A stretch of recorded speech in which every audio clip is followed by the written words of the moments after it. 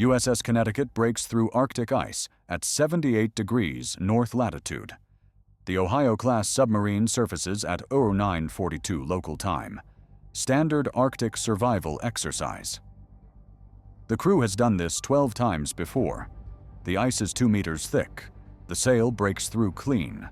Within seconds, Russian coastal radar stations on Novaya Zemlya detect the emergence. Distance to Russian strategic base, 50 kilometers. The detection is flagged as priority alert. Russian Northern Fleet Headquarters receives notification at 0944. USS Connecticut is conducting routine operations in international waters. The surfacing is planned, announced through proper channels, and legal under maritime law. But Russia does not see it that way. From Moscow's perspective, an American nuclear submarine just appeared 50 kilometers from one of their most sensitive military installations. Novaya Zemlya hosts nuclear test sites, ballistic missile submarine bases, and early warning infrastructure. The proximity is not coincidental in Russian assessment. It is reconnaissance. Welcome to Global Conflict Room, where the Arctic turns alliance competition into underwater crisis. At 0947, Russian Northern Fleet Commander orders 2 Akula-class attack submarines to deploy toward the American position. Standard protocol for foreign military presence near strategic facilities. The submarines depart from Gadjievo Naval Base. Transit time to intercept zone. 90 minutes at maximum submerged speed. USS Connecticut remains on surface for 20 minutes conducting the exercise. Crew members practice emergency evacuation procedures on the ice. Scientific equipment is deployed. At 10:02, Connecticut begins descent. The submarine slips beneath the ice and proceeds southwest at patrol speed. The captain is unaware of Russian submarine deployment. His mission parameters include Arctic navigation and under-ice maneuvering. No combat posture. At 10:15, Russian submarines are 40 kilometers from the American boat's last known position. They proceed to intercept course. The Arctic Ocean presents unique challenges for submarine operations. Water temperature creates thermal layers that distort sonar. Ice coverage prevents satellite communication without surfacing. Sound propagation is unpredictable. Identification of contacts becomes difficult at ranges beyond 5 kilometers. The submarines are operating in near-blind conditions. At 10:33, USS Connecticut's sonar detects contact bearing 045 degrees. Range, 8 kilometers. The contact is classified as possible submarine. The sonar operator reports to the officer of the deck. Standard procedure: track the contact, maintain distance, avoid provocative maneuvers. At 10:35, Russian submarine K-335 detects American submarine on passive sonar. Range, 7 kilometers. The Russian captain classifies it as definite submarine contact. He assumes it is the American boat that surfaced earlier. His orders are to monitor and shadow, not to engage unless threatened. But definition of threat is subjective underwater. At 10:41, range closes to 6 kilometers. Both submarines are aware of each other now. Both maintain course. Neither wants confrontation. But both have protocols that prioritize survival if the other makes aggressive move. A torpedo launch takes 60 seconds from decision to weapon in water. At those ranges, reaction time after detecting incoming weapon is under 90 seconds. The mathematics of mutual survival depend on maintaining distance and predictable behavior. At 10:48, second Russian submarine K-461 enters the area from different vector. USS Connecticut now has 2 contacts, bearing 045 and bearing 120. The American captain recognizes the tactical situation. He is potentially boxed in. The prudent action is to change course and open distance. He orders course change to 270 degrees. Speed increases to 15 knots. The maneuver is defensive, but the Russian captains do not know American intent. From their perspective, the American submarine just accelerated and turned toward deeper water. Possible interpretation: attempting to evade and gain tactical advantage for strike position. At 10:52, K-335 increases speed to match. The Russian captain orders his weapons officer to prepare firing solution on a maritime submarine. Tubes are flooded, but outer doors remain closed. This is readiness, not commitment. But the sound of flooding torpedo tubes is audible on sonar. USS Connecticut's sonar operator hears it. He reports, "Contact 1 has flooded tubes." The American captain now faces decision. The Russian submarine has taken offensive preparation. Does this constitute imminent threat? U.S. Navy protocol allows commanding officer to act in self-defense, but initiating fire against Russian submarine in international waters without clear hostile act would be catastrophic strategic decision. What should command do first? A. Flood-own tubes as deterrent signal. B. Emergency ascent to break contact. C. Maintain course and speed, monitor situation. The American captain chooses option C initially. He wants to avoid escalation, but he orders his own weapons officer to stand by. At 10:56, the range between USS Connecticut and K-335 is down to 4 kilometers. This is inside mutually assured detection range. Both submarines have clear firing solutions on each other. Both know, the other knows. The tactical situation is now a standoff at knife-fighting range. One wrong move triggers exchange. At 10:58, K-461 closes from the other side. Distance, 5 kilometers. USS Connecticut is between 2 Russian submarines. The American captain assesses his position as untenable. He cannot communicate with his chain of command without surfacing, which exposes his position further and makes him vulnerable. He cannot outrun 2 attack submarines. He cannot fight both simultaneously. His only option is de-escalation through signaling.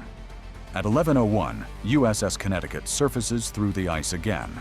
The maneuver is unexpected. Surfacing breaks tactical engagement, signals non-hostile intent, and allows communication with higher command. But it also makes the submarine immobile target for 3 minutes during the breakthrough. The Russian captains detect the surfacing. K-335's captain interprets it as disengagement. He reduces speed and maintains distance. K-461's captain interprets it as preparation for missile launch. Russian doctrine assumes American ballistic missile submarines might surface to launch under Arctic ice.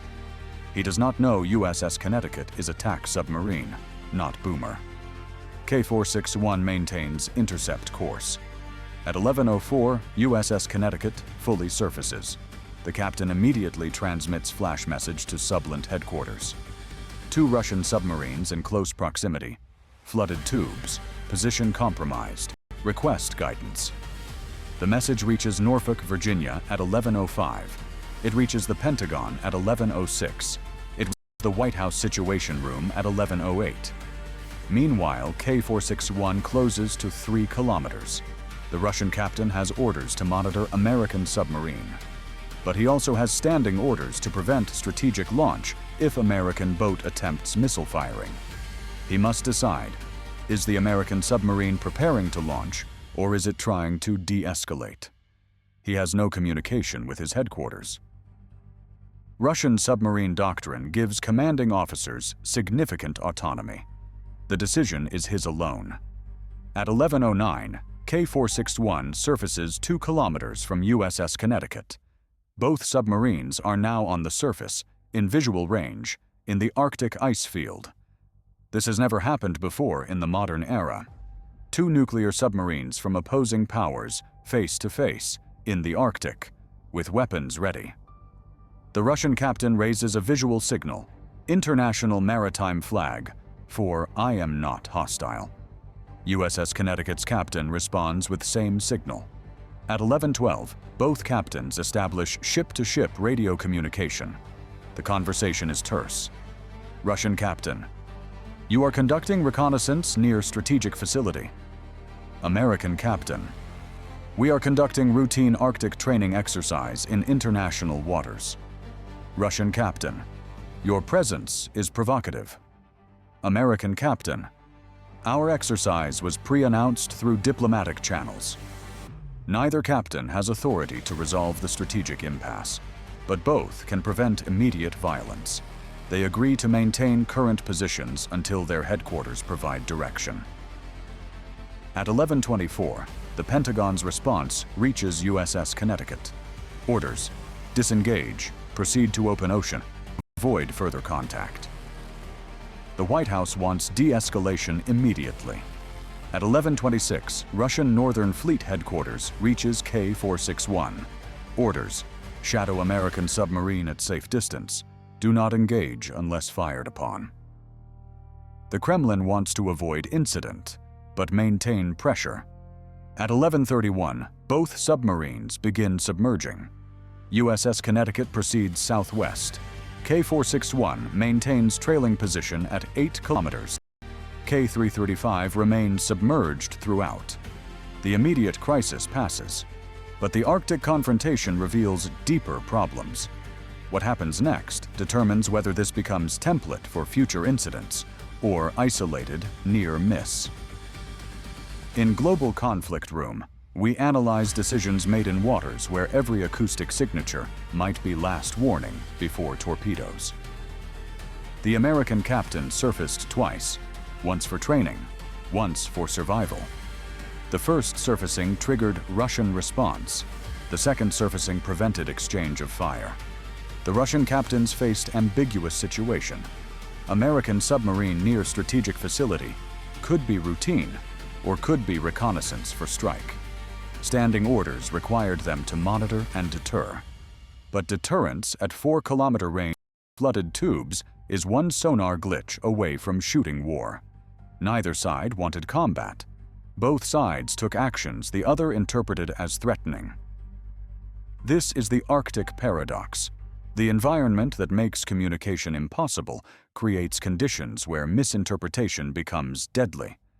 Necessary deterrence or dangerous escalation. Both sides would claim deterrence. Both sides would be correct. The Arctic is international waters, but Russian strategic sanctuary. American submarines have right of passage, but Russian submarines have duty to protect. These two truths are incompatible at close range. If you follow global conflict analysis, type GCR. At 14 EU, diplomatic channels activate. The U.S. ambassador in Moscow is summoned to the foreign ministry. Russia lodges formal protest about American submarine activity near Novaya Zemlya.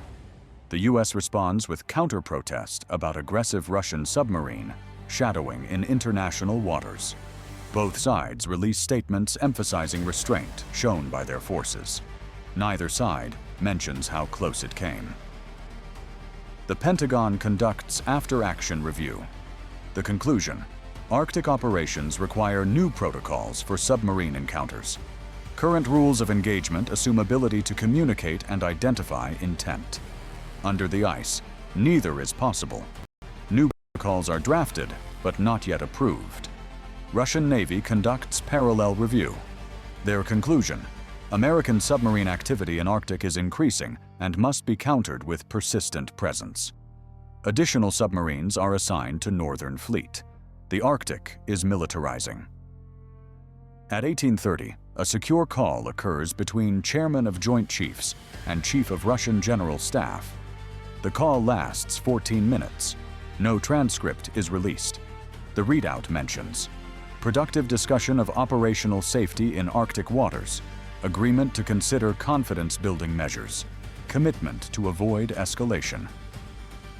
The measures discussed include advance notification of submarine exercises within 100 kilometers of strategic facilities, establishment of Arctic hotline for operational incidents, limits on number of submarines operating simultaneously in contested zones. None of these measures are formalized. Both sides want strategic advantage more than they want transparency. Over the next 30 days, 3 more submarine encounters occur in Arctic waters, none as close as this one. But the pattern is established. What decision would you make in that room? Surface to communicate and expose your position, or remain submerged and accept risk of misidentification. Fire when tubes are flooded, or wait for hostile act. Both captains waited. Both surfaced. Both chose communication over combat. The Arctic fracture did not become Arctic War because two submarine commanders prioritized survival over protocol. Was escalation avoidable? Yes, through better coordination and notification. Who bears responsibility? Both sides for operating attack submarines in close proximity without communication systems that work under ice. The Arctic is the new frontier of great power competition. It has no rules yet. It has ice, darkness, and submarines hunting each other in waters where sound travels in circles. Subscribe to Global Conflict Room, inside the room where history changes.